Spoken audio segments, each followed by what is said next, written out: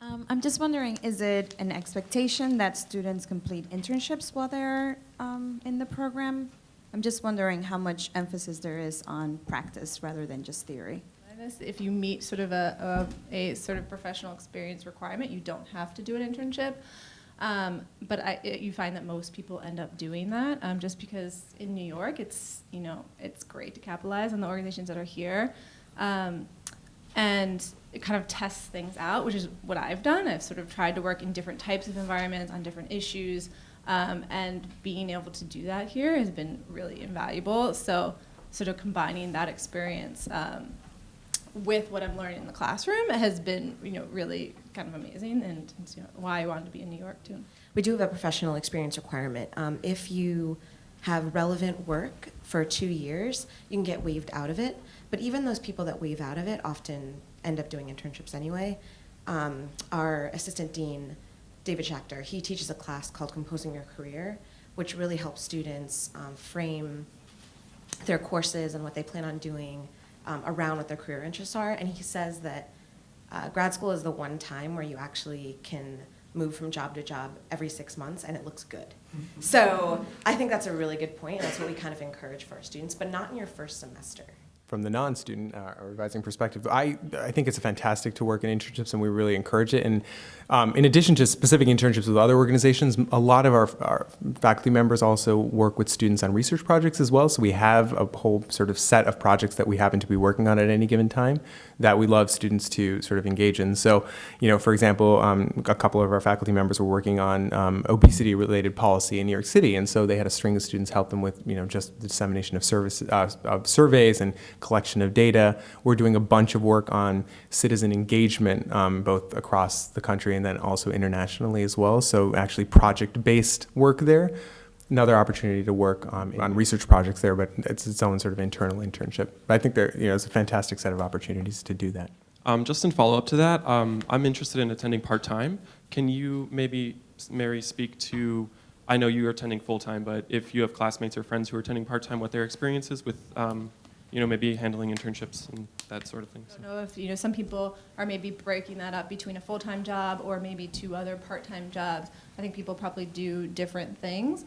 But there's really been sort of a big effort here to integrate full-time and part-time students together and make it feel like a cohesive community. So, if that's ever really a concern, I think that we've done a really good job of sort of moving towards, creating that network a little bit stronger.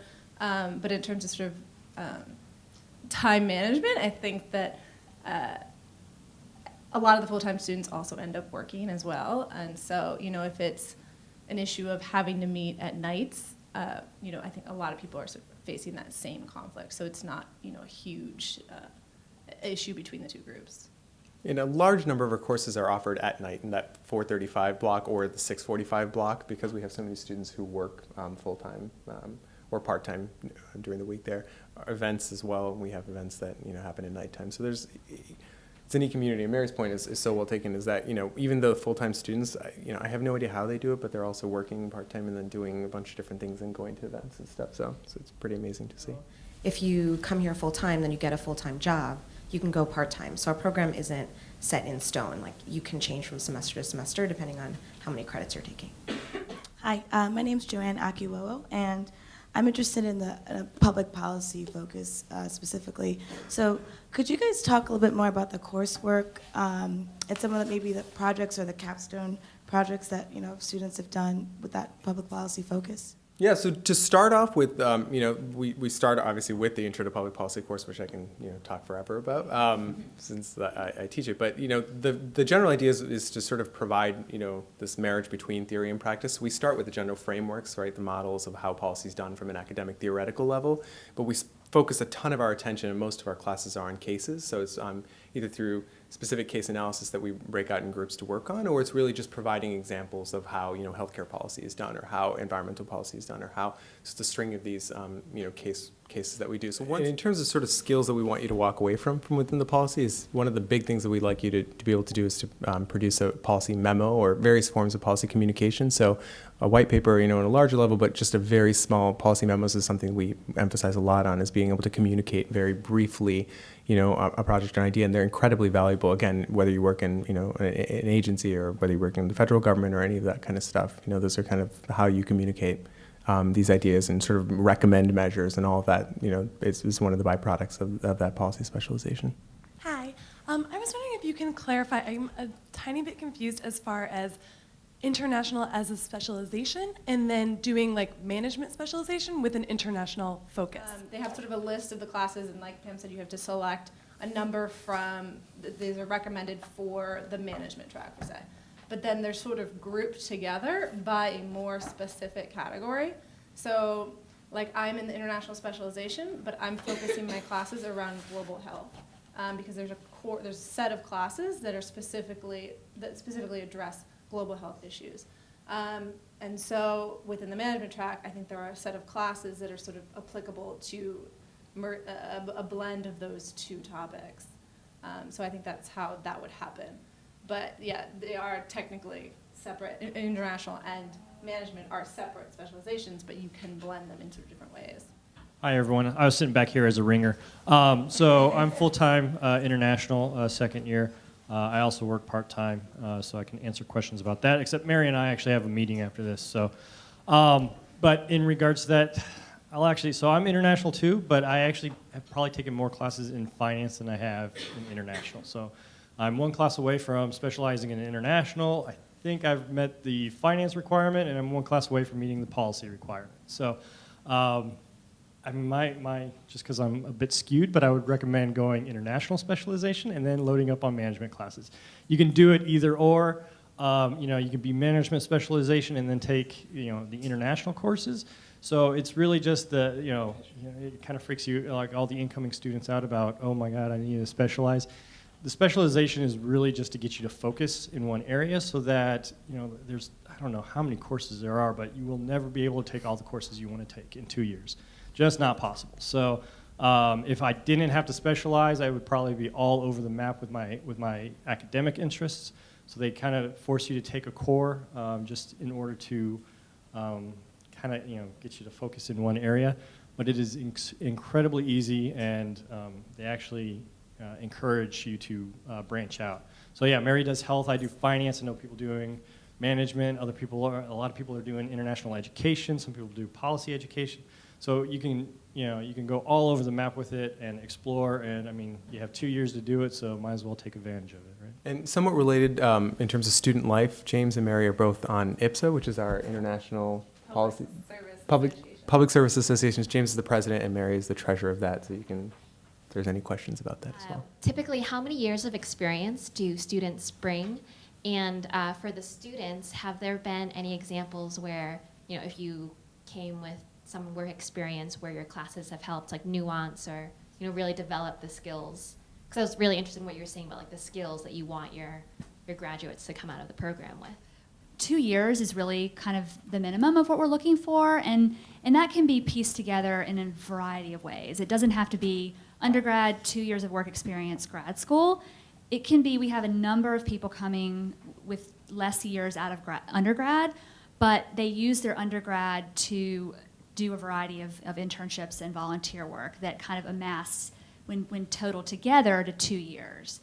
So maybe they have a year of work experience afterwards or 6 months or something to that effect, but they've kind of pieced it together with experiences in undergrad that amount to exposure to public service. That's really what we're evaluating with work experience, but 2 years is kind of the minimum. I think the average is more like 3 or 4 when you look at everyone together at any one time. And then while you're in school, you're gaining work experience. So by the time you graduate, most people have 2 additional years of work experience while they're here. So it's different at different points. I think what I came into Wagner being really interested in, and which I didn't have a lot of experience in, was definitely some of the harder skill stuff like stats and financial management, which I didn't like at first, but grew to love, and went on to take multiple regression and really learned the value in some things that I didn't necessarily think were super valuable to begin with, like multiple regression, where you learn a lot of the stuff that is this language that is in pretty much every study you read, and now I was reading studies in a totally different way, and I was like, oh, this research actually makes sense now.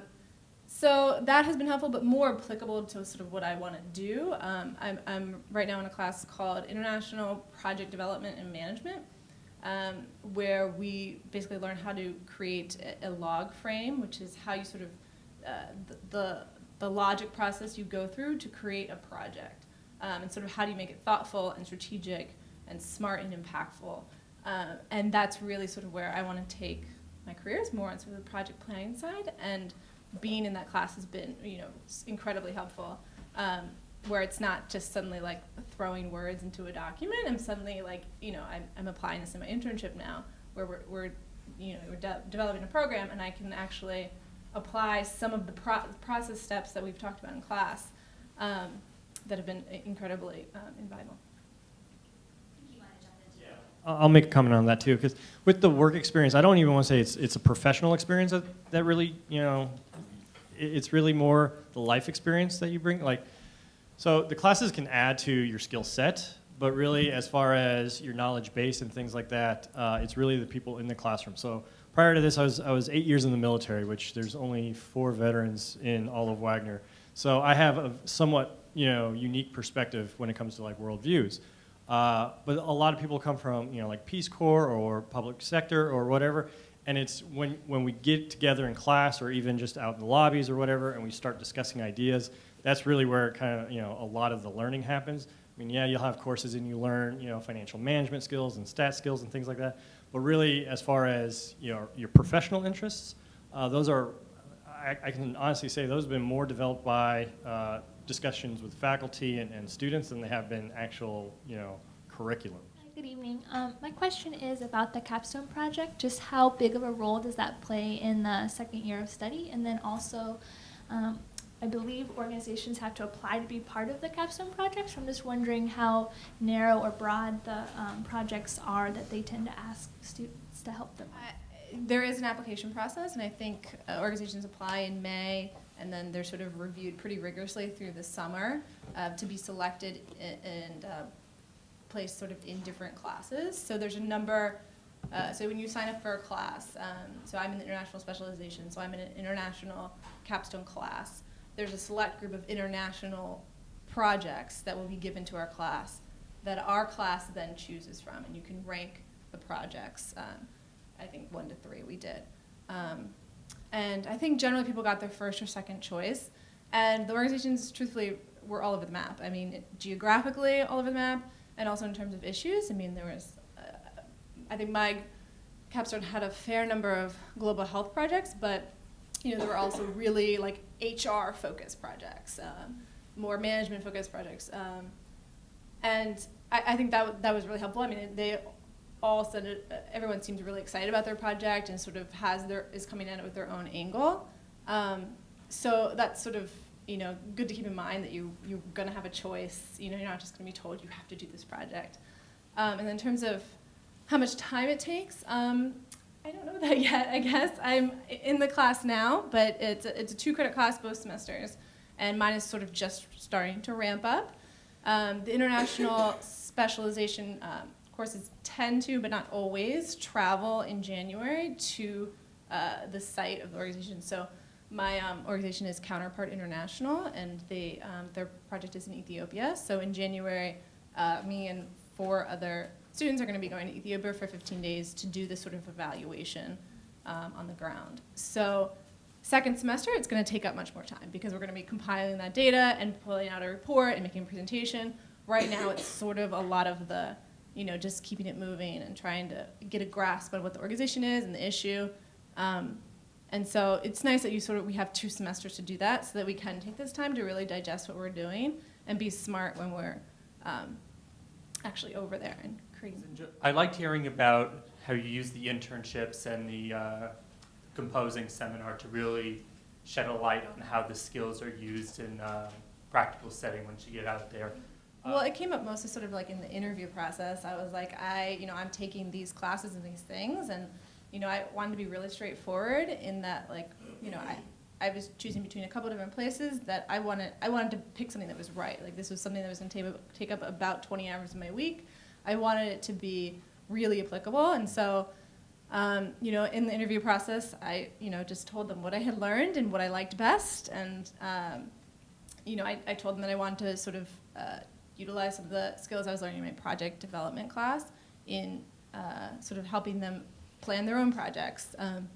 So right now I'm interning at an organization called Empower that works with micro solar power lights, and they're distributing them in Haiti and sort of other developing countries.